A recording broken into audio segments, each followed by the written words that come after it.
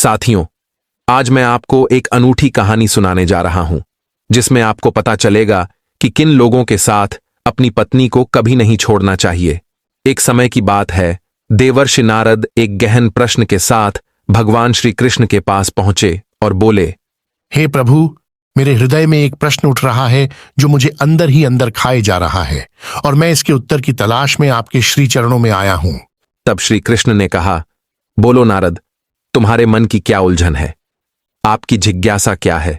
नारद ने कहा, प्रभु, मैं जानना चाहता हूं कि किन लोगों के साथ अपनी पत्नी को कभी नहीं छोड़ना चाहिए। श्री कृष्ण ने उत्तर दिया, यह एक बहुत ही महत्वपूर्ण प्रश्न है नारद। इसका उत्तर मैं तुम्हें एक कथा के माध्यम से दूंगा। तब नारद जी ने कहा, हे प्रभु, कृपया आप वह कथा सुनाइए। तब भगवान श्री कृष्ण ने कथा आरंभ की। एक समय की बात है, एक नगर में एक धनी सेठ रहता था, जिसका घर बहुत ही विशाल और सुंदर था। उसकी पत्नी अत्यंत रूपवती थी और उसकी तुलना में नगर में कोई भी अन्य स्त्री उतनी सुंदर नहीं थी। उनके घर के आंगन में एक पेड़ था, जिस पर एक वृद्ध चिड़िया ने अपना घर बनाया था। सेठ और उसकी पत्नी उस चिड़िया की बहुत देखभाल करते थे और उसे प्रतिदिन भोजन देते थे। उनके घर में कई सेवक थे और सेठ अक्सर व्यापार के लिए नगर से बाहर जाता था। एक दिन वह बुजुर्ग चिड़िया सेठ से बोली, हे सेठ, आपको अपनी पत्नी को अकेला छोड़कर नहीं जाना चाहिए। सेठ ने जिज्ञासा से पूछा, चिड़िया, तुम ऐसा क्यों कह रही हो? मैं अपनी पत्नी को अपने ही घर में अकेला क्यों नहीं छोड़ सकता? तब चिड़िया कहती है, सेठ जी, मैं आपको यह बात एक कहानी के माध्यम से बताती हूँ, आप ऐसे नहीं समझेंगे। तब वह सेठ कहता है, ठीक है चिड़िया, तुम कहानी सुनाओ। अब श्री कृष्ण कहते हैं कि ही देवर्षि नारद जी। अब वह चिड़िया अपनी कहानी सुनाना प्रारंभ करती है और कहती है कि सेठ जी, आप इस कहानी को पूरा ध्यान देकर मन से सुनिए और जो मैं आपको इस कहानी के माध्यम से बातें बताऊंगी, आप वो याद जरूर रखना। अब वह बूढ़ी चिड़िया कहानी को सुनाना आरंभ करती है और वह चिड़िया कहती है, किसी राज्य में महाराज देव सिंह नाम के एक राजा राज्य करते थे। देव सिंह एक सन की किस्म का राजा था। एक बार वह भ्रमण करने के लिए जंगल में चला जाता है। जंगल में घूमते घूमते उनकी मुलाकात एक संत महात्मा से हो जाती है। वह संत महात्मा एक पाखंडी था। राजा देव सिंह सभी साधु संतों पर बहुत विश्वास करता था। उस संत को देखकर राजा देव सिंह के मन में एक जिज्ञासा उठी। राजा देव सिंह ने सन्यासी को अपना परिचय दिया और उससे पूछने लगे, हे संत महाराज, आप बहुत पहुंचे हुए संत दिखाई पड़ते हैं। मेरी रानी इस समय गर्भवती है। जानना चाहता हूं कि मेरी रानी की कोख से पुत्र का जन्म होगा या पुत्री का। तब वह ढोंगी संत कहने लगा, हे राजन, मैं ये तो नहीं बता सकता कि आपकी रानी की कोख से पुत्र का जन्म होगा या पुत्री का, किंतु हे राजन, मैं तुम्हें इतना जरूर कह सकता हूं कि अगर तुम्हारी रानी ने किसी पुत्री को जन्म दिया तो तुम्हारा सर्वनाश हो जाएगा। उस ढोंगी सन्यासी की यह बात सुनकर राजा बड़ा ही भयभीत हो गया और वह सोचने लगा कि अगर मेरी रानी ने किसी पुत्री को जन्म दे दिया तो मेरी मृत्यु हो जाएगी। यही बात सोचकर राजा को पुत्री के नाम से नफरत होने लगी। घर आने के बाद राजा ने अपनी रानी से आकर कहा कि हे रानी, भूल से भी हमारे घर में पुत्री का जन्म नहीं होना चाहिए। अगर पुत्री का जन्म होगा तो मैं तुम्हें सैनिकों से कहकर जान से मरवा दूंगा और होने वाली पुत्री को भी मार दूंगा। श्री कृष्ण अब नारद जी से कहते हैं कि हे नारद जी, वह बूढ़ी चिड़िया अब आगे कहती हैं, हे सेठ जी। राजा की यह बात सुनकर वह रानी डर गई, क्योंकि वह जानती थी कि राजा बड़ा ही क्रूर किस्म का राजा है। अगर मेरी कोख से पुत्री का जन्म हुआ तो यह सच में उस पुत्री को मरवा देगा। अब वह रानी रोज भगवान से प्रार्थना करने लगी थी कि हे परमात्मा, मेरी कोख से पुत्री का जन्म ना हो, नहीं तो राजा उसे जीवित नहीं छोड़ेंगे। भगवान की कृपा से रानी ने सर्वप्रथम एक पुत्र को जन्म दिया, जिसे देखकर रानी और राजा देव सिंह बहुत प्रसन्न हुए। राजा देव सिंह तो इसीलिए प्रसन्न हुआ कि अच्छा हुआ उसे पुत्री नहीं हुई। इसके उपरांत रानी इसलिए प्रसन्न हुई कि अगर पुत्री होती तो राजा उसकी हत्या कर देता, जिससे उसके पति को कन्या हत्या का दोष लगता। अब कुछ समय बाद जब रानी ने फिर से गर्भधारण किया, उसके बाद बच्चे का जब जन्म होने का समय आया, तब उसी दौरान राजा को किसी जरूरी काम से दूसरे राज्य में जाना पड़ गया और उस राजा को लौटने में कई दिन लगने वाले थे। जाते समय राजा अपनी रानी से कह गया कि यदि तुम्हारे गर्भ से पुत्री का जन्म हो तो उसे सैनिकों से कहकर मरवा देना। मैं अपने पुत्री का चेहरा नहीं देखना चाहता। इतना कहकर राजा तो चला गया और अब उस राजा को अपने नगर लौटने में कई माह का समय लग गया। लेकिन इसी दौरान रानी के द्वारा एक पुत्री का जन्म हुआ। रानी को जिस बात का डर था वही हो गया। बेटी को देखकर रानी घबरा गई। वह सोचने लगी, अब तो राजा के आदेश पर पुत्री की हत्या करनी पड़ेगी, परंतु यह एक निंदनीय काम है। भला मैं इस काम को कैसे करूंगी? मैं एक माँ हूं, मेरे लिए जितना मेरा बेटा प्यारा है उसी प्रकार उतनी ही मेरी बेटी प्यारी है। अब तो बेटी को देखकर रानी रोने लगी और कहने लगी, हे भगवान, ये आपने क्या किया? मुझे पुत्री क्यों दी? कन्या हत्या का पाप बहुत बड़ा होता है। एक पुत कपूत हो सकता है, परंतु एक माता कुमाता नहीं हो सकती है। रानी अब एक गहरे दुविधा में घिर गई थी। उनके आंसुओं को देखकर एक दाई ने सहानुभूति से पूछा, हे राजमाता, आपके नेत्र क्यों नीर बहा रहे हैं? आपके घर में कन्या का जन्म हुआ है, यह तो आनंद का क्षण है, परंतु आप शोकाकुल क्यों हैं? रानी ने उत्तर दिया, जो अनहोनी होनी नहीं थी वही घटित हो गई है। रानी ने दाई को विस्तार से समझाया कि राजा देव सिंह ने कहा है पुत्री होगी तो उसे मार दिया जाएगा। हे दाई माँ, आप ही बताएं, मैं इस निर्दोष जीवन को कैसे समाप्त कर सकती हूँ? दाई ने आश्वासन दिया, हे राजमाता, आप चिंता न करें। आप राजा को यह कह दें कि मैंने लड़की को मार दिया है। मैं इसे सबके सामने ले जाकर मृत्यु के घाट उतारने का नाटक करूंगी, परंतु वास्तव में मैं इसे अपनी पुत्री की भांति पालूंगी। यदि कोई पूछेगा तो मैं कह दूंगी कि यह मेरी भांजी है। रानी यह सुनकर अत्यंत प्रसन्न हुई और सोचने लगी, यही ठीक होगा। भले ही मैं अपनी कन्या को न देख पाऊं, पर उसका जीवन सुरक्षित रहेगा। रानी ने अपनी पुत्री के पालन पोषण के लिए दाई को कुछ स्वर्ण आभूषण प्रदान किए। उन्होंने दाई से कहा, हे दाई माँ, आपके इस उपकार को मैं जीवन भर नहीं भूलूंगी। यदि आपको कभी धन की आवश्यकता हो तो मैं आपको इससे भी अधिक प्रदान करूंगी, किंतु कृपया मेरी बेटी के इस सत्य को दुनिया के सामने न आने देना। श्री कृष्ण ने नारद जी से कहा। दाई को समझाने के पश्चात रानी ने अपनी बेटी को दाई के हाथों में सौंप दिया। धीरे धीरे उस दाई ने पूरे राज्य और महल में यह खबर फैला दी कि राजा के आदेशानुसार उसने बच्ची को मार दिया है और उसे जमीन में दफना दिया है। बच्ची को ले जाने के बाद दाई ने उसका बहुत ही अच्छे से पालन पोषण शुरू कर दिया।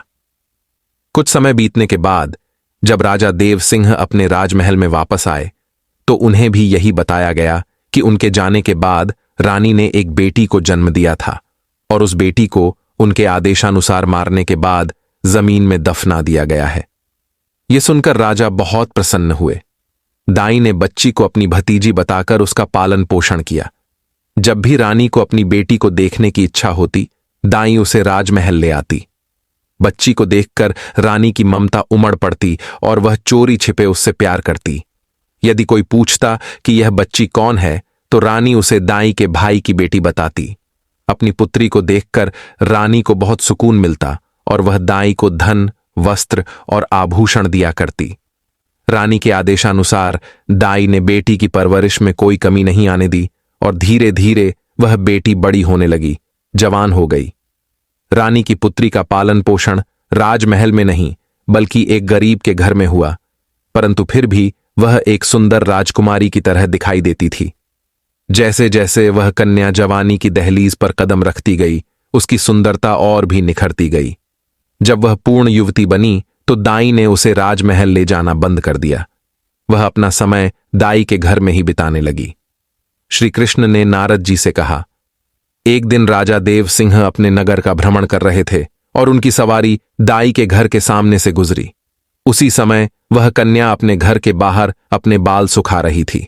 उसकी सुंदरता ने राजा को मंत्रमुग्ध कर दिया और वह उसकी ओर आकर्षित हो गए। राजा ने अपने मंत्री से पूछा, हे मंत्री, ये राजकुमारी जैसी दिखने वाली कन्या कौन है? उसकी सुंदरता ने मुझे मोहित कर दिया है। मंत्री ने जल्दी से पता लगाया और राजा को बताया। वह कन्या एक बूढ़ी औरत की भतीजी है। राजा को रात भर नींद नहीं आई। उस कन्या की सुंदरता और कोमलता उनके मन में बस गई थी। सुबह होते ही राजा ने मंत्री से कहा, मंत्री वह लड़की इतनी सुंदर है कि उसने मेरी रातों की नींद उड़ा दी है।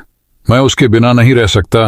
तुम कुछ लोगों को लेकर जाओ और उस बूढ़ी औरत से उस लड़की के साथ मेरे विवाह की बात करो। उसी दिन राजा के आदेश पर मंत्री ने कुछ सैनिकों के साथ उस लड़की का हाथ मांगने के लिए दाई के घर का रुख किया और उन्होंने दाई को सारी बात बताई। राजा के विवाह प्रस्ताव को सुनकर दाई के होश उड़ गए। वह सोचने लगी, हे ईश्वर, यह कैसी विपत्ति आ गई है। यह कन्या तो उसी राजा की पुत्री है और राजा इस सत्य से अनजान है। उसी क्षण बूढ़ी मां ने स्पष्ट इनकार कर दिया। मैं एक निर्धन स्त्री हूं और ये मेरी भतीजी राजा के योग्य नहीं है। कृपया इस रिश्ते के लिए दोबारा मेरे द्वार पर न आए। मंत्री ने उत्तर दिया, तुम कैसी मूर्ख स्त्री हो। राजा के साथ अपनी पुत्री के विवाह का अवसर पाकर भी तुम इनकार कर रही हो। यह तो तुम्हारे सौभाग्य की बात है। राजा स्वयं तुम्हारी पुत्री से विवाह करना चाहते हैं। लेकिन बूढ़ी औरत ने दृढ़ता से राजा के साथ अपनी पुत्री के विवाह के प्रस्ताव को ठुकरा दिया। जब बूढ़ी औरत नहीं मानी तो मंत्री ने राजा के महल में वापस जाकर राजा को सारी बातें बताईं। राजा ने गुस्से में आकर तुरंत ऐलान किया, उस बूढ़ी औरत को दरबार में लाया जाए। राजा के सिपाहियों ने बूढ़ी औरत को बंदी बनाकर दरबार में लाया, जहां राजा के आदेश पर उसे कोड़े मारे गए, जिसे वह सहन नहीं कर पाई। कोड़ों की मार से व्यथित होकर बूढ़ी औरत ने राजा के समक्ष सच्चाई उजागर कर दी। उसने चीखते हुए कहा, हे महाराज, यह कन्या कोई और नहीं बल्कि आपकी ही सगी बेटी है। जब आपकी रानी ने मुझे इसे मारने के लिए दिया तो मैंने इसे मारना उचित नहीं समझा। मैंने इसे अपने घर में रखकर अपने भाई की बेटी बताकर पाला। मैंने ही आपकी बेटी को पाल पोसकर इतना बड़ा किया है। यदि आप अपनी ही बेटी से विवाह करेंगे तो आप बहुत बड़े पाप के भागीदार बनेंगे।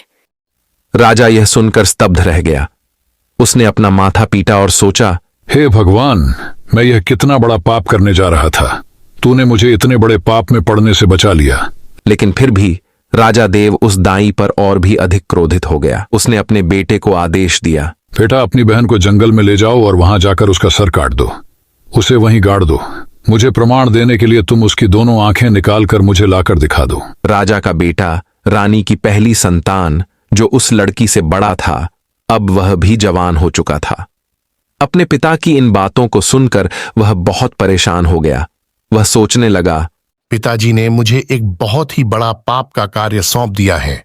इतने वर्षों के बाद मुझे मेरी बहन मिली है और मैं उसे अपने हाथों से कैसे मार सकता हूं। अगर मैं ऐसा करता हूं तो भगवान मुझे कभी क्षमा नहीं करेंगे। हे भगवान, यह पाप मुझसे ना कराओ। यह सोच सोचकर राजकुमार बहुत दुखी हो गया। वह सोचने लगा, मैं अपनी बहन की हत्या कैसे करूंगा। मैं उसकी आंखें कैसे निकाल पाऊंगा। अगर मैं अपने पिता को बहन की हत्या करने से मना करता हूं तो मेरे पिताजी बहुत जिद्दी हैं। वह मुझसे नहीं तो किसी और से कहकर मेरी बहन को अवश्य ही मरवा देंगे। श्री कृष्ण ने आगे कहा, हे देवर्षि नारद, वह चिड़िया आगे कहती है। मजबूर होकर राजकुमार अपनी बहन को लेकर जंगल की ओर चल पड़ा। जंगल में ले जाते समय भाई का प्यार बहन के प्रति उमड़ पड़ा और उसने अपनी बहन से कहा, मेरी प्यारी बहन, मैं किसी भी सूरत में तुम्हारा खात्मा नहीं कर पाऊंगा। मैं तुम्हें यहां अकेला छोड़ देता हूं। अब तुम्हारी किस्मत तुम्हारे साथ है और अगर ईश्वर ने चाहा तो तुम निश्चित ही सुरक्षित रहोगी। बहन ने उत्तर दिया, भैया, तुम मुझे मार दो और मेरी आंखें निकालकर पिताजी को दिखा दो। अगर तुम ऐसा नहीं करोगे तो पिताजी तुम्हें भी सजा देंगे। दोनों भाई बहन ने एक दूसरे को कसकर गले लगाया और बहुत रोए। उनके दिल पर दुखों का बोझ भारी पड़ रहा था। लेकिन अंत में राजकुमार ने फैसला किया कि वह अपनी बहन को नहीं मारेगा। उसने अपनी बहन को समझाया, बहन, मैं तुम्हें इस जंगल में छोड़ रहा हूं। ईश्वर की मर्जी जो होगी वही होगा। मैं पिताजी को कोई बहाना बना दूंगा। इतना कहकर उसने अपनी बहन को जंगल में छोड़ दिया और आगे बढ़ गया। जंगल में आगे जाकर उसने एक हिरण को देखा, उसे मार दिया और उसकी आंखें निकाल लीं। फिर वह अपने पिता के पास पहुंचा और हिरण की आंखें दिखाते हुए कहा, पिताजी, मैंने बहन को मारकर एक बहती हुई नदी में फेंक दिया है। राजा को विश्वास हो गया कि उसके पुत्र ने लड़की को मार दिया है। इधर रानी ने अपने बेटे को बुलाकर पूछा, क्या तूने सच में अपनी बहन को मार दिया है? राजकुमार ने उत्तर दिया, मां, मैं आपसे झूठ नहीं बोलूंगा। मैंने अपनी बहन को नहीं मारा है, बल्कि उसे जंगल में छोड़ दिया है। ये सुनकर रानी को राहत मिली और वह भगवान का धन्यवाद करने लगी। उसने प्रार्थना की, हे भगवान, आपने मेरे बेटे को सद्बुद्धि दी। मेरी बेटी जंगल में अकेली भटक रही होगी। हे प्रभु, आप उसकी रक्षा करना और उसे ऐसी जगह पर पनाह देना जहां उसके जीवन की नया पार हो जाए। मैंने जब उसे जन्म दिया है तो वह अपना पूरा जीवन जीकर ही मृत्यु को प्राप्त हो। श्री कृष्ण ने आगे कहा, हे देवर्षि नारद, इधर राजकुमारी ने प्रकृति के उपहारों से अपना जीवन यापन किया। वृक्षों के फल और जंगली फूलों को खाकर वह अपने दिन बिताती। उसके वस्त्र फट चुके थे और वह अर्धनग्न अवस्था में जंगल में भटक रही थी। वह घनी झाड़ियों में छिपकर रात बिताती। एक दिन दूसरे राज्य के राजा सुधर्मा शिकार के लिए उसी जंगल में आए। राजकुमारी जब फल तोड़ रही थी तो उसने घोड़ों की तोपों की आवाज सुनी और घनी झाड़ियों में छिप गई। राजा सुधर्मा उसी वृक्ष के नीचे आराम करने के लिए बैठ गए जहां राजकुमारी छिपी थी। जब राजा की नजर झाड़ियों पर पड़ी तो उन्होंने एक मानवीय आकृति देखी। उन्होंने पुकारा, कौन है वहां? झाड़ियों में क्या कर रहे हो? जो भी हो, बाहर आओ और मेरे सामने आओ। मैं तुम्हें आश्वासन देता हूं कि तुम्हें कोई हानि नहीं पहुंचाई जाएगी। मैं एक दुखी स्त्री हूँ। मेरे वस्त्र फट चुके हैं। यदि आप मुझे वस्त्र दे सकते हैं तो मैं बाहर आ सकती हूँ। राजा ने उसे एक चादर दी और राजकुमारी ने उसे ओढ़कर बाहर आ गई। राजा ने उसकी सुंदरता देखी और सोचा कि वह उनकी रानी बनने के योग्य है। उन्होंने उसे अपनी रानी बनने का प्रस्ताव दिया और राजकुमारी ने सहमति जताई। अब श्री कृष्ण कहते हैं कि ही देवर्षि नारद जी वो कहते हैं ना कि डूबते हुए को तिनके का सहारा ही बहुत है। यहां तो फिर भी एक राजकुमार था जो उसे अपनी पत्नी बनाना चाहता था। अब वह चिड़िया आगे उस सेठ कहती है कि सेठ जी। इसके बाद वह राजा उस कन्या को अपने घोड़े पर बैठाकर अपने राज्य में ले आया। तो सबसे पहले तो वह अपने पिता के समय के एक बुजुर्ग मंत्री के घर में जा पहुंचा और उस लड़की को उस बुजुर्ग मंत्री के घर पर छोड़ दिया। और उस राजा ने उस मंत्री से कहा, हे काका, आप ऐसा समझो कि यह आपकी पुत्री है और मैं इस लड़की से विवाह करूंगा। यदि ऐसे इसे अपने महल ले जाऊंगा तो लोग बोलेंगे राजा किसी लड़की को भगाकर लाया है, जो मैं नहीं चाहता। मैं संपूर्ण विधि विधान से शादी करके अपने महल ले जाना चाहता हूं। तब तक यह है तुम्हारे घर पुत्री बनकर रहेगी। कल मैं कई लोगों के साथ तुम्हारे घर रिश्ता मांगने आऊंगा और फिर इससे विवाह करके अपनी महल को ले जाऊंगा। अब उस मंत्री ने जवाब, हे महाराज, यह आपकी अमानत है और अब यह मेरी पुत्री है। आपका जब मन करे आप इससे विवाह करके अपने महल को ले जाए। तब तक मैं इसका बहुत ही अच्छे से ख्याल रखूंगा। अगले दिन राजा के सेनापति और मंत्री ने बूढ़े मंत्री के घर जाकर राजकुमारी का हाथ मांगा और जल्द ही उनका विवाह हो गया। विवाह के बाद राजकुमारी राजा सुधर्मा की पत्नी बनकर रहने लगी और दोनों बहुत प्रसन्न थे। राजा ने कभी भी अपनी पत्नी से उसके अतीत के बारे में नहीं पूछा और दोनों ने 2 वर्ष साथ बिताए। जब रानी ने एक पुत्र को जन्म दिया तो राजा और भी खुश हो गया। एक दिन राजा ने रानी से उसके कुल और अतीत के बारे में पूछा, लेकिन राजकुमारी ने बात को टाल दिया। कुछ समय बाद जब रानी ने दूसरे पुत्र को जन्म दिया तो राजा ने फिर से उसी बात को दोहराया। राजकुमारी अपने अतीत की बातें अपने पति को नहीं बताना चाहती थी, लेकिन राजा उसके अतीत को जानने के लिए उत्सुक था।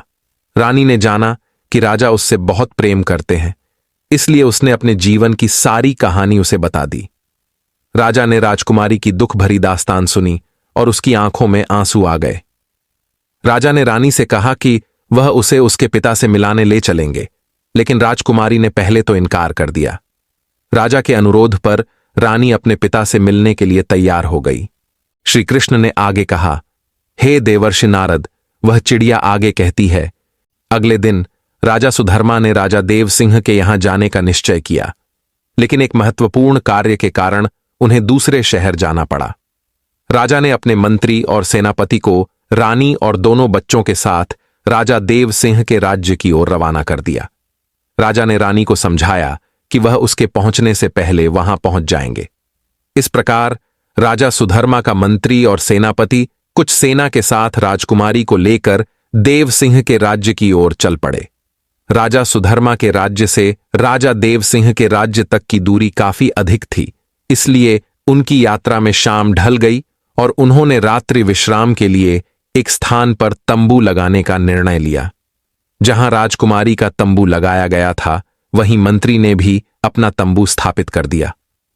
राजकुमारी ने मंत्री से कहा कि वह एक राजा की बेटी और एक यशस्वी राजा की पत्नी है और उसे उचित नहीं लगता कि मंत्री उसके बगल में अपना तंबू लगाए।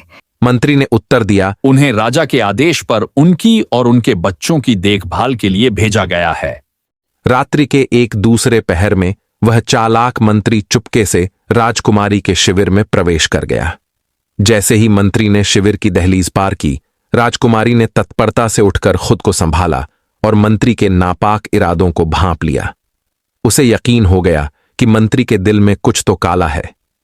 राजकुमारी ने फिर तेज आवाज में चेतावनी दी, सावधान, अगर तुमने मुझे हाथ भी लगाया तो तुम इस शिविर से तत्काल निकल जाओ। उसने मंत्री को बार बार शिविर छोड़ने को कहा, परंतु मंत्री ने उसकी एक न सुनी और धीरे धीरे उसकी ओर बढ़ता रहा। राजकुमारी ने फिर कहा, अरे दुष्ट, क्या तुम्हें पता नहीं कि तुम क्या करने जा रहे हो? अगर तुम्हें अपनी भलाई प्यारी है तो अभी इसी वीर से बाहर चले जाओ। लेकिन मंत्री ने राजकुमारी की बातों को अनसुना कर दिया। तब राजकुमारी ने अपने बड़े पुत्र को मंत्री के सामने खड़ा किया और भगवान और पुत्र की दुहाई देते हुए मंत्री को कसम दिलाई। परंतु मंत्री के मन में वासना का जहर घुल चुका था और वह वासना की अंधी गलियों में खो चुका था। उसकी आंखों के सामने सिर्फ रानी का हसीन चेहरा था। फिर वह मंत्री आगे बढ़ा और अपनी तलवार निकालकर राजकुमारी के पुत्र का सिर काट दिया। राजकुमारी ने अपने पुत्र की दुर्दशा देखकर विलाप किया। उसे समझ आ गया कि यह दुष्ट मंत्री अब नहीं मानेगा, इसलिए उसने अपनी इज्जत बचाने का निश्चय किया। रानी ने फिर एक चाल चलते हुए कहा, रुको, मैं अभी आती हूँ, मुझे मूत्राशय करना है, उसके बाद आप जो चाहे मेरे साथ कर लेना। इतना कहकर वह शिविर से बाहर निकली और जंगल की ओर भाग गई। सुबह तक वह झाड़ियों में छिपी रही और जब सुबह हुई तो वह अपने शिविर में वापस आई। लेकिन वहां उसने अपने पुत्र का शव देखा। अपने पुत्र की दुर्दशा देखकर रानी का दिल और भी टूट गया, लेकिन वह अब क्या कर सकती थी? उस दुष्ट मंत्री के सामने राजकुमारी असहाय हो गई। श्री कृष्ण ने आगे कहा, हे देवर्षि नारद, अपने पुत्र की दुखद मृत्यु का शोक मन में छिपाए वह अपने साथियों के साथ आगे बढ़ चली। जब शाम ढली और सभी ने अपने डेरे लगाए, तब राजकुमारी के डेरे के निकट सेनापति ने भी अपना डेरा जमाया। राजकुमारी ने सेनापति को बुलाकर निवेदन किया, हे सेनापति, कृपया अपने डेरे को यहाँ से दूर स्थापित करो। सेनापति ने उत्तर दिया, हे राजकुमारी, राजा ने मुझे आपकी सुरक्षा का उत्तरदायित्व सौंपा है। राजकुमारी ने उसे बार बार मना किया, परंतु सेनापति ने भी मंत्री की भांति उसकी एक न सुनी और अपना डेरा वहीं बनाए रखा। श्री कृष्ण ने आगे कहा, हे देवर्षि नारद, राजकुमारी को फिर से सब कुछ समझ में आ गया था। इस चिंता में वह पूरी रात सो नहीं पाई। आधी रात को वासना से विचलित सेनापति ने राजकुमारी के डेरे में प्रवेश किया। राजकुमारी ने उसे ललकारते हुए कहा, हे सेनापति, क्या तुम नहीं जानते कि मैं कौन हूँ? मैं एक राजा की पत्नी और पुत्री हूँ। इसे जानते हुए तुम मेरे डेरे में क्यों आए हो? अभी तुरंत बाहर निकल जाओ। परंतु वह कुटिल सेनापति हंसते हुए आगे बढ़ा। राजकुमारी के बार बार निवेदन करने के बावजूद सेनापति ने उसकी बात नहीं मानी। जब वह राजकुमारी की ओर बढ़ने लगा तो राजकुमारी ने अपने छोटे बेटे को उसके सामने खड़ा किया और कहा, हे धूर्त, मुझे मेरे बेटी की कसम है, अगर तूने मेरे ऊपर बुरी नजर डाली तो मैं तेरा सर्वनाश कर दूंगी। सेनापति ने तलवार निकाली और उस छोटे बेटे का सिर काट दिया। राजकुमारी ने कहा, हे सेनापति, थोड़ी देर रुको, मैं अभी आती हूँ, फिर आपका मन जो करे वह कर लेना। इसके बाद वह डेरे से बाहर निकली और जंगल की ओर भाग गई। जब वह रानी थोड़ी दूर गई तो उसे एक गहरी नदी दिखाई दी। राजकुमारी ने मन में दृढ़ निश्चय किया कि अब जब उसकी संतान ही नहीं बची तो वह जीकर क्या करेगी। उसने मरने का निश्चय किया और नदी में कूद पड़ी। परंतु नदी के पानी का बहाव इतना तेज था, जैसे ही रानी उस नदी में कूदी तो पानी का बहाव उसे एकदम खींच ले गया और जंगल के एक छोर में वह रानी नदी में बहती हुई जा रही थी। नदी में बहते बहते वह जंगल के नदी के किनारे जा पहुंची। अब सुबह हो चुकी थी। वहां पर दो सन्यासी महात्मा उसी नदी में अपने गुरु के वस्त्र को धोने के लिए आए थे। उसी समय उन सन्यासी शिष्यों ने देखा कि कोई औरत इस नदी में बहते हुए उनकी तरफ आ रही है, तो उन दोनों योगियों ने रानी को पकड़कर बाहर निकाल लिया। जब रानी को होश आया तो राजकुमारी के पैरों तले जमीन खिसक गई। अब राजकुमारी मन में सोचने लगी कि उस मंत्री और सेनापति से तो मुझे जैसे तैसे छुटकारा मिल गया, लेकिन अब इन योगियों ने मुझे घेर लिया है। जैसे ही दो योगियों ने राजकुमारी को पकड़ा, तब तक वहां 4 सन्यासी महात्मा और आ पहुंचे। अब तो राजकुमारी और भी ज्यादा डर गई। वह सोचने लगी, अब तो मैं यहां पर और भी बड़ी मुसीबत में फंस गई हो। उसकी सुंदरता ऐसी थी कि जो भी उसे देखता वह मोहित हो जाता। सन्यासी आपस में लड़ने लगे, एक दूसरे को धक्का देते हुए कहने लगे कि राजकुमारी उनकी है। अंत में एक संत ने सोचा कि इस तरह से तो कोई हल नहीं निकलेगा। उन्होंने तय किया कि राजकुमारी को उनके गुरु के पास ले जाएंगे, जो इस मामले का फैसला करेंगे। गुरु के पास पहुंचकर योगियों ने अपनी इच्छा जाहिर की। गुरु ने अपने शिष्यों को एक स्त्री के पीछे लड़ते देखा और समझाने लगे। वह एक विद्वान और तपस्वी संत थे।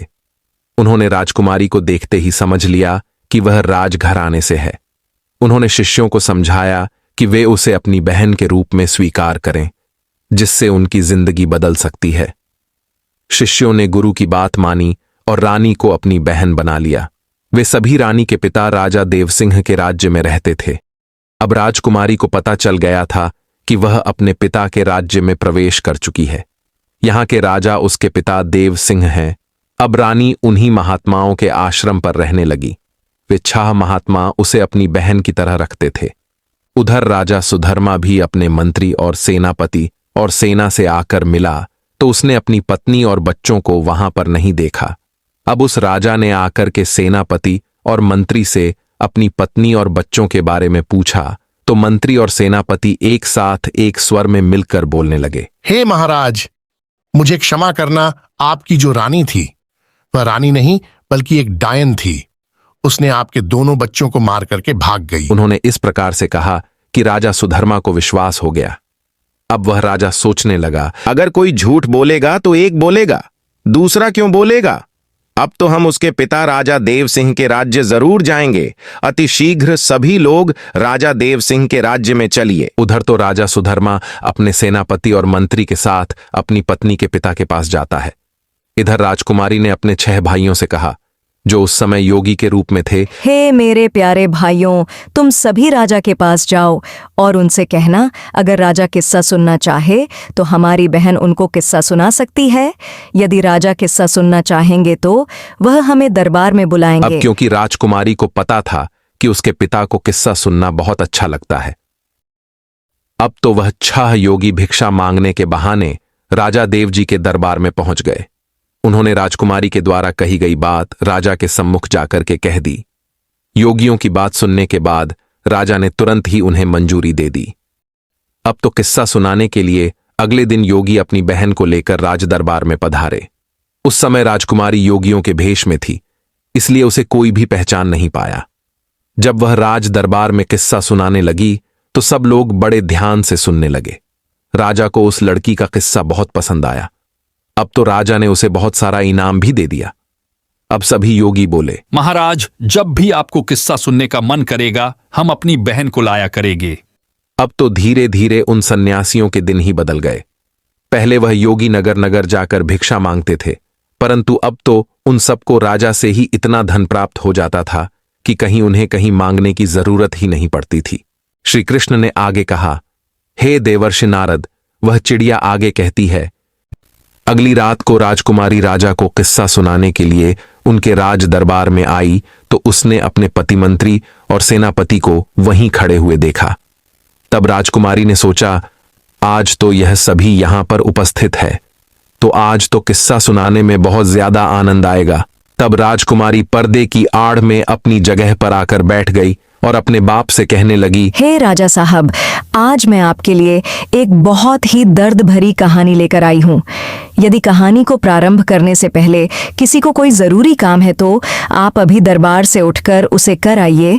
किस्सा सुनाने के दौरान यदि कोई व्यक्ति बीच में से जाएगा तो मैं उसी समय अपना किस्सा सुनाना बंद कर दूंगी। अब उस राजा ने जवाब दिया, बेटी, तुम अपना किस्सा सुना, तुम जैसा कहोगी हम वैसा ही करेंगे। किस्से के बीच में से इस दरबार में से कोई उठकर नहीं जाएगा। अब तो राजा और दरबार के सभी दरबारी किस्सा सुनने के लिए बैठ गए। अब उन सभी में उसका पति और वह विश्वासघाती मंत्री और सेनापति भी थे।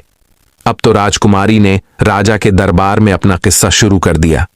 अब वह कहने लगी, हे सभा के लोगों, इस कहानी को ध्यान से सुनना। अब वह राजकुमारी किस्सा सुनाने लगी। किसी देश में एक राजा रहता था जो बहुत ही जालिम राजा था। उस राजा को अपनी पुत्री से बहुत ज्यादा नफरत थी। एक दिन जब राजा के यहाँ एक कन्या का जन्म हुआ तो उसने अपनी बेटी को अपने पुत्र के हाथों जंगल में मरवाने का आदेश दिया। राजा ने अपने पुत्र को आज्ञा दी कि वह उस कन्या को मारकर उसकी आंखें निकाल ले। राजा देवसिंह ने जब यह कहानी सुनी तो उन्हें एहसास हुआ कि यह उनकी ही कहानी है। खुशी से भरकर देवसिंह ने योगियों की ओर मोतियों की माला फेंकते हुए कहा, इस किस्से को अंत तक सुनाया जाए। रानी के किस्सा सुनाने पर राजा की आंखों में आंसू आ गए, क्योंकि उन्हें अपनी करनी पर पश्चाताप हो रहा था। फिर राजकुमारी ने बताया कि जब उसका भाई उसे मारने के लिए जंगल में ले गया तो उसने अपनी सगी बहन को नहीं मारा। उसने उसे जंगल में छोड़कर वापस लौट आया। यह जानकर राजा थोड़ा प्रसन्न हुआ और सोचने लगा कि शायद उसकी पुत्री आज भी जीवित हो सकती है। राजकुमारी ने अपनी कहानी जारी रखी। जब उसका भाई उसे जंगल में छोड़ आया, वह बेचारी भूख और प्यास से व्याकुल होकर इधर उधर भटकने लगी। भूख लगने पर वह वृक्षों के पत्ते और फल फूल खाकर अपना पेट भरती थी। इस तरह से अपने आप को जीवित रखती थी। जंगल में रहते हुए उसके पास एक भी वस्त्र नहीं बचा था। एक दिन एक घोड़े पर सवार राजा वहां आया। राजा ने उस निर्वस्त्र लड़की को देखा और उसे अपनी चादर देकर उसका बदन ढकने में मदद की। फिर राजा ने उसे अपने साथ अपने नगर ले जाकर उससे विवाह कर लिया। रानी ने अपनी कहानी जारी रखी। जब राजा सुधर्मा ने इस किस्से को सुना तो उन्हें एहसास हुआ कि यह उनकी ही कहानी है। खुशी से उन्होंने योगियों की ओर मोतियों की माला फेंकी और कहा, यह किस्सा अंत तक सुनाया जाए। राजकुमारी ने आगे कहा, वह लड़की एक राजा की रानी बन चुकी थी और उसकी कोख से 2 पुत्रों ने जन्म लिया। एक दिन उसके पति ने उससे उसके जीवन की पूरी घटना पूछी। उसने अपने पिता की करतूतें अपने पति को बताई, जिसे सुनकर उसका पति दुखी हुआ। वह दिल का अच्छा इंसान था। यह जानकर कि उसकी पत्नी एक राजा की पुत्री है, उसने उसे उसके पिता से मिलाने का निश्चय किया। लेकिन उसने एक गलती की। उसने अपनी पत्नी और बेटों की सुरक्षा के लिए स्वयं नहीं जाकर अपने मंत्री और सेनापति को उनके साथ भेज दिया। यह उस राजा की सबसे बड़ी भूल थी। श्री कृष्ण ने आगे कहा, हे देवर्षि नारद, वह चिड़िया आगे कहती है कि चाहे कोई कितना भी सगा क्यों न हो, अपनी जवान स्त्री, जवान बहन या जवान बेटी को किसी दूसरे पर भरोसा करके उसके साथ नहीं भेजना चाहिए और न ही उसके पास छोड़ना चाहिए, चाहे वह कितना ही वफादार और कितना भी विश्वास पात्र हो। मगर जब वासना दिमाग पर हावी होती है तो सारी वफादारी, सारा विश्वास धरा का धरा रह जाता है। और स्त्री तो वैसे भी पुरुष के लिए आकर्षण का केंद्र होती है। अगर वह अकेली किसी अन्य पुरुष के साथ जाती है या ठहरती है तो उस पुरुष के मन में काम रूपी विचार आ ही जाता है। भूलकर भी कभी अपनी बहन बेटी को किसी अन्य के साथ नहीं छोड़ना चाहिए, खास करके तब तो और भी नहीं छोड़ना चाहिए जब कोई पुरुष जवान हो, सुंदर हो, अकेला हो। कहते हैं स्त्री धन और विद्या या जिसके पास रहती है उसी की हो जाती है। राजकुमारी इधर राजा देव सिंह के दरबार में अपना किस्सा सुना रही थी। राजा देव सिंह और राजा सुधर्मा उस किस्से को बड़े ध्यान से सुन रहे थे। राजकुमारी आगे कहती हैं कि उधर उस राजा ने अपनी पत्नी और बच्चों को मंत्री और सेनापति के साथ भेज दिया। सफर बहुत लंबा था। चलते चलते जब रास्ते में सूर्यास्त हो गया तो उन्होंने वहीं रुकने का निर्णय लिया। मंत्री ने अपना तंबू रानी के तंबू के समीप लगा दिया।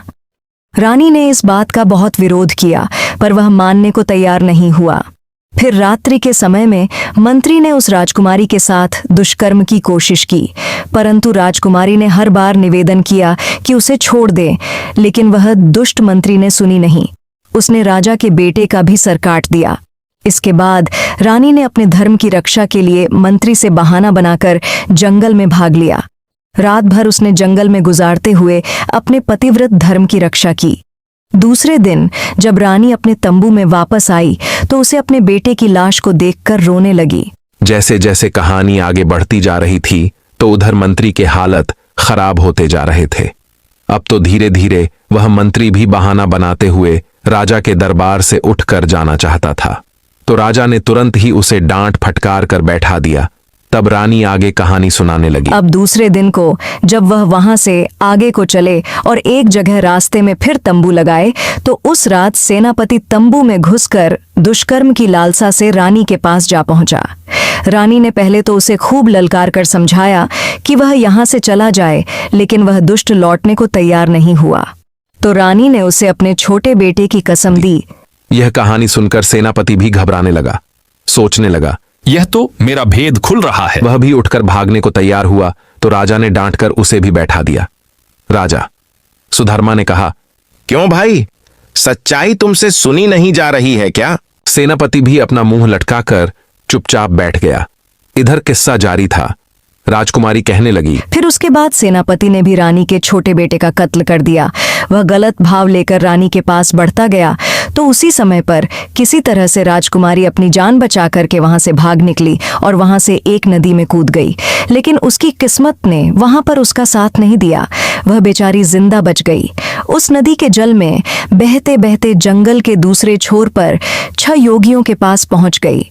सन्यासियों ने भी उस राजकुमारी को अपनी पत्नी बनाना चाहा, परंतु उनके महान बुद्धिमान गुरुजी ने उन सन्यासियों से यह पाप होने से बचा लिया, और गुरुजी के बार बार समझाने पर सन्यासियों ने उस राजकुमारी को अपनी बहन के रूप में स्वीकार कर लिया। फिर वह भाई बहन अपने यहाँ जो राजा था, उस राजा के यहाँ पर किस्सा सुनाने के लिए रोज अपनी बहन को ले जाने लगे। इतनी कहानी सुनाने के बाद में वह राजकुमारी अपना पर्दा हटाकर राजा के सामने आकर खड़ी हो गई। अपनी कन्या को देखकर राजा देव सिंह भी पहचान गए, और उधर अपनी पत्नी को देखकर राजा सुधर्मा की आंखें भर आईं।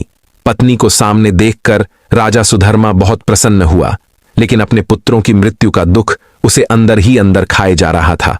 राजा सुधर्मा राजा देव सिंह से आज्ञा मांगने लगा, महाराज, मेरा मंत्री और मेरा सेनापति मेरा ही शत्रु है, इसे मैं स्वयं दंड देना चाहता हूं।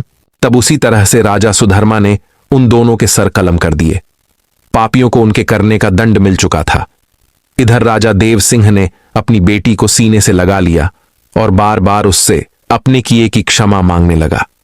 पुत्री ने अपने पिता को क्षमा कर दिया। श्री कृष्ण ने आगे कहा, हे देवर्षि नारद, वह चिड़िया आगे कहती है, इस प्रकार से राजकुमारी अपने पति के साथ कुछ दिन तक अपने पिता के घर पर ही रही। फिर उसके बाद राजा सुधर्मा अपनी पत्नी को लेकर अपने नगर लौट आया और हंसी खुशी के साथ समय व्यतीत करने लगा। कुछ ही समय में रानी ने 2 बेटों को और जन्म दिया। अब तो उनकी खोई हुई खुशी वापस आ गई। अब भगवान श्री कृष्ण कहते हैं कि देवर्षि नारद जी, इस प्रकार से इस बूढ़ी चिड़िया ने इस सेठ को समझाया कि कैसे लोगों के पास अपनी पत्नी को नहीं छोड़ना चाहिए। अब देवर्षि नारद जी को भी उनके प्रश्न में का उत्तर मिल गया। मित्रों, कहते हैं ना कि अगर भगवान किसी के पक्ष में होता है तो कोई भी उसका बाल बांका नहीं कर सकता। चाहे कोई कितना भी प्रयास कर ले, कोई उसे मार नहीं सकता। मृत्यु जीवन मरण या विधाता के हाथ में होता है, इंसान के हाथ में कुछ नहीं। मित्रों, आपको यह कहानी कैसी लगी कमेंट सेक्शन में जरूर बताएं।